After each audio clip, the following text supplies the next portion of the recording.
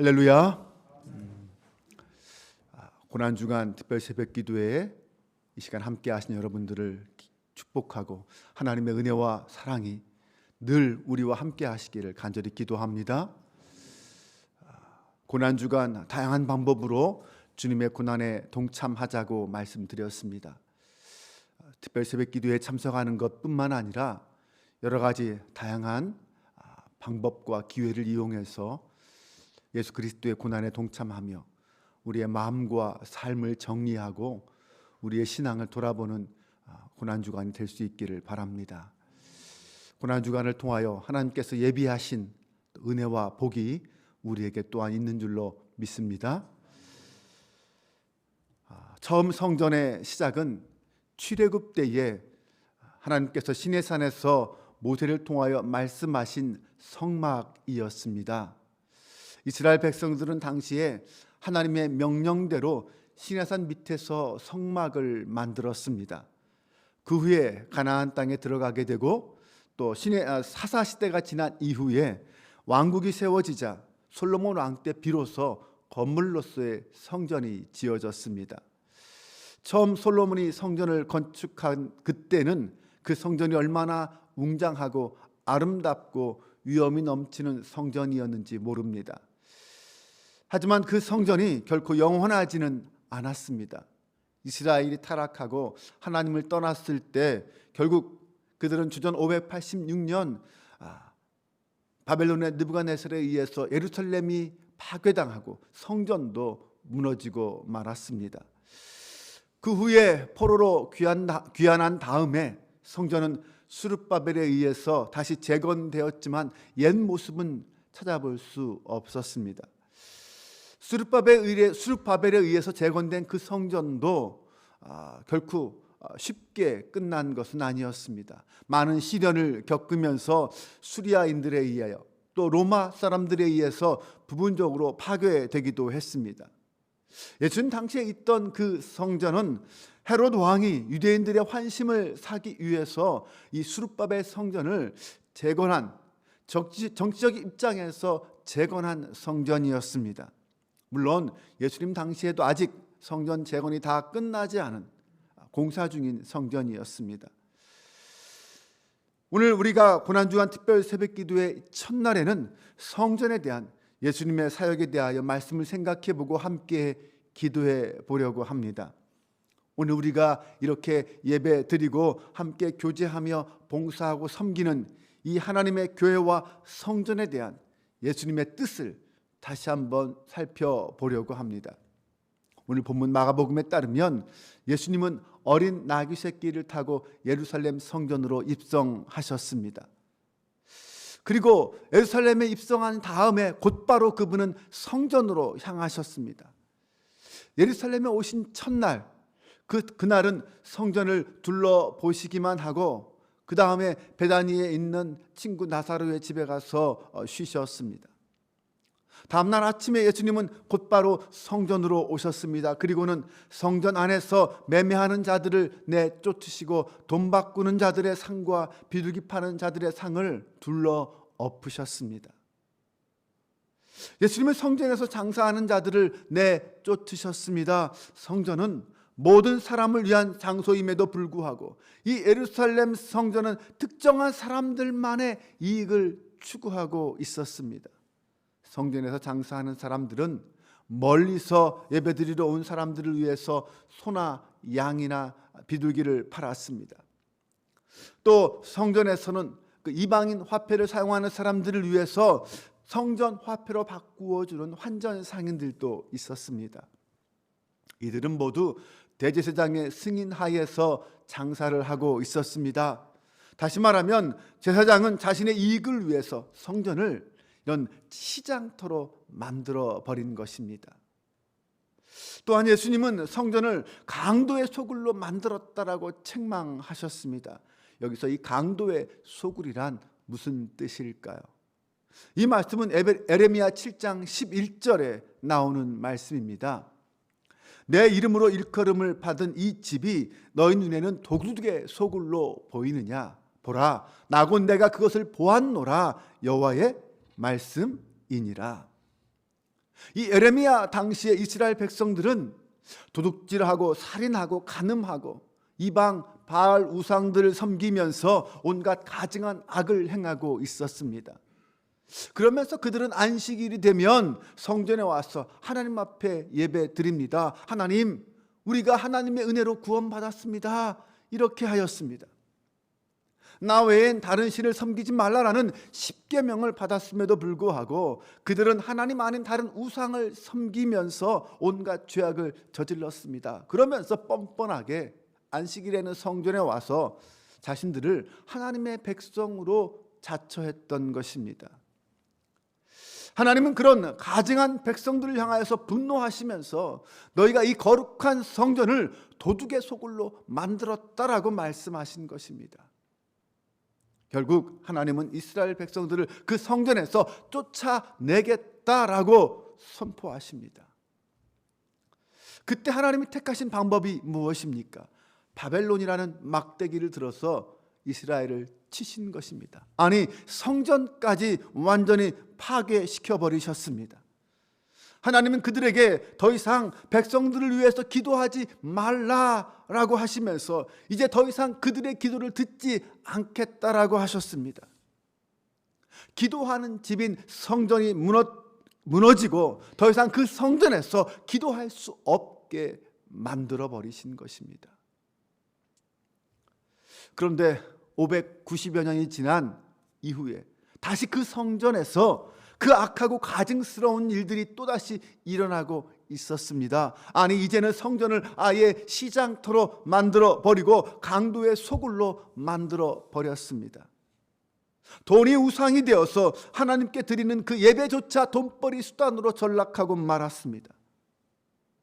그들은 자신들의 욕심을 위해서 우상을 섬기고 하나님의 사랑과 정의를 외면하던 그 에레미야 당시의 백성들과 다를 바가 없었습니다. 더 이상 성전은 예배와 기도의 장소가 아니었습니다. 더 이상 성전은 예배와 기도를 위한 거룩한 장소로 사용할 수 없게 만들어 버렸습니다. 이제 성전은 더 이상 성전으로서의 기능을 상실해 버렸습니다. 성전의 주인이신 예수님이 보실 때에 성전은 더 이상 성전이 아니었습니다. 이미 그 기능과 능력을 상실해 버린 건물이었고 시장터였습니다. 그래서 예수님은 그 모든 걸 뒤엎어 버리시고 더 이상 이곳은 성전이 아닌 강도의 소굴이다라고 말씀하신 것입니다. 본래 성전이 세워진 목적은 하나님의 백성들이 찾아와서 하나님 앞에 예배드리고 기도하기 위해 세워진 것이었습니다.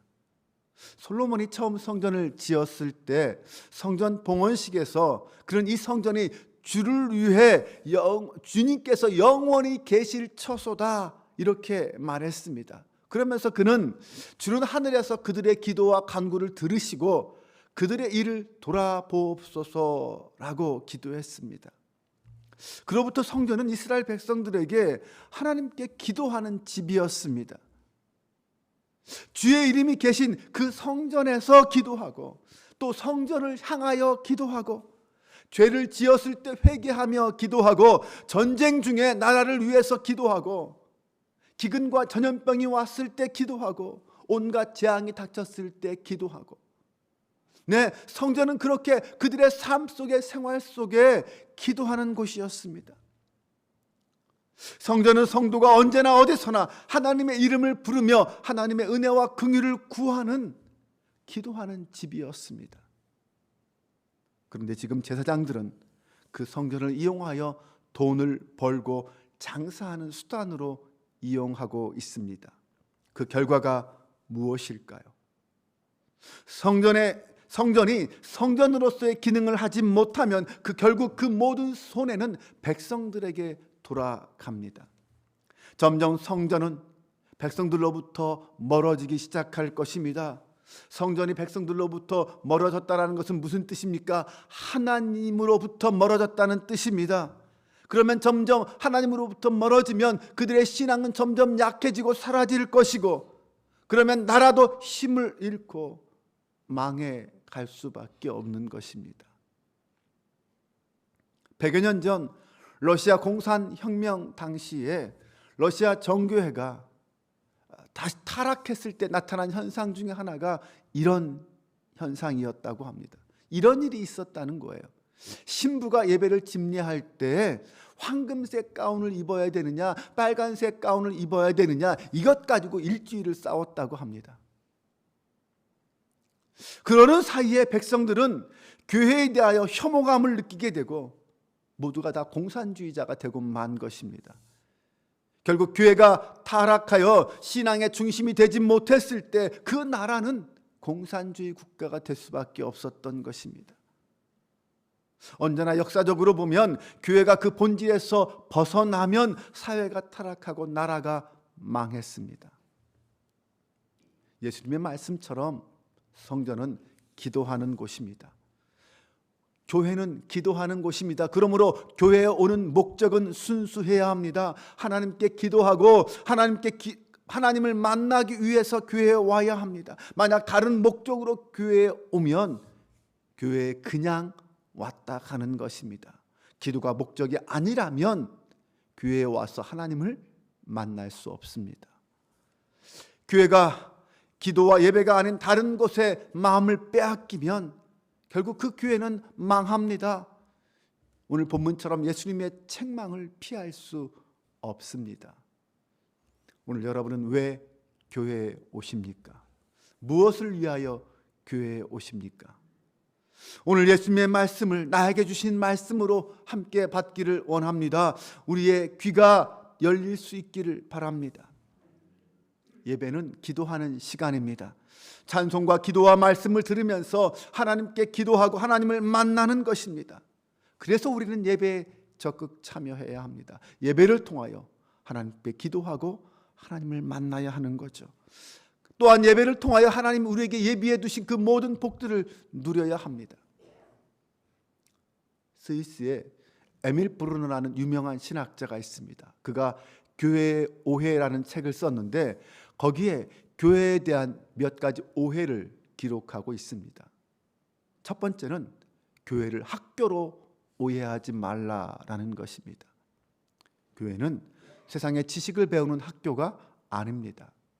두 번째는 교회는 친교하는 곳이 아니라는 것입니다. 교회는 친교가 목적인 곳이 아닙니다. 물론 교회에 친교가 있어야 하지만 그것이 본질은 아니라는 것입니다. 세 번째로 교회는 자선단체가 아니라는 것입니다. 교회가 구제는 해야 하지만 그 구제를 위해 존재하는 곳이 아니라는 것입니다. 네 번째는 교회를 불의에 저항하는 저항단체로 오해하지 말라는 것입니다. 네, 바로 이런 것들은 모두 정말 반드시 필요한 것이지만 교회의 본질은 아니라는 것을 기억해야 합니다. 교회의 본질은 기도하는 곳입니다. 네, 교회가 기도에 충실할 때 교회가 본질을 제대로 알고 행하는 것이 됩니다. 그때 성도들은 그 교회를 통하여 하나님을 만나게 되고 하나님의 은혜와 복을 받아 누리게 된다는 것입니다. 사랑하는 여러분, 오직 기도하기 위해 교회에 오시기 바랍니다. 그때 하나님은 우리의 기도와 간구를 들으시고 응답해 주실 것입니다. 오늘 우리는 예수님께서 더럽혀진 성전에 대하여 분노하신 이 사건에 대해서 말씀을 나누었습니다. 교회는 교회대로, 성도는 성도대로 하나님의 거룩한 성령이 머무는 거룩한 성전입니다. 네, 교회 공동체가 하나님의 영이 머무는 성전이듯이 우리 한 사람 한 사람도 마찬가지로 거룩한 성령께서 머무는 성전입니다. 그 성전이 오염되고 부패되어서야 되겠습니까? 우리 안에 더럽고 추한 부분이 있다면 깨끗하고 정결하게 다시 가꾸어야 할 것입니다. 이번 고난주간을 통하여 하나님 앞에 더욱 깨끗하고 정결한 심령으로 거듭나서 우리 모두가 하나님의 마음에 합한 교회와 성전이 될 수 있기를, 성도가 될 수 있기를 주님의 이름으로 축원합니다. 기도하겠습니다. 하나님, 내 집은 만민이 기도하는 집이라고 하였습니다. 기도하는 집인 성전이 행여나 우리의 잘못된 욕심과 잘못된 생각으로 강도의 소굴로 만들진 않았습니까? 하나님, 우리의 마음을 지켜주시고 우리의 생각을 지켜주옵소서. 하나님을 향한 우리의 간절한 사랑만 있게 하여 주옵소서. 하나님의 교회에 모여서 성도가 함께 기도하며 예배하게 하시고 예배를 사모하게 하여 주옵소서. 하나님께서는 우리를 위하여 이 땅에 인간의 몸을 입고 오셨습니다. 우리를 위하여 온갖 고난과 아픔을 겪으시고 십자가에 달려 죽으셨습니다. 그 모든 것이 우리를 위한 하나님의 사랑이었습니다. 그 하나님의 사랑이 우리의 가슴에, 우리의 심령에 새겨져 있다면 우리가 그 주님을 모신 자로서 하나님, 오늘도 어떻게 살아야 할까요? 얼마나 주님을 사랑하고 얼마나 주님을 향하여 목말라 하고 있습니까? 주님만 우리 인생의 주인이요 생명임을 고백합니다. 주님의 길을 따르고 주님과 함께 그 십자가를 질 수 있는 하나님의 백성들 되게 하여 주옵소서. 주님이 말씀하여 주시고 가르쳐 주신 그 교훈을 따라 언제나 하나님의 마음에 합한 교회로 온전히 서게 하여 주옵소서. 오늘도 주님과 함께 동행하며 말씀하신 그 생명의 길을 걸어가는 저희가 되게 하여 주옵소서. 만나는 사람들에게, 이웃들에게 예수 그리스도의 사랑과 은혜를 전할 수 있는 우리의 복된 입술들 되게 하여 주옵소서.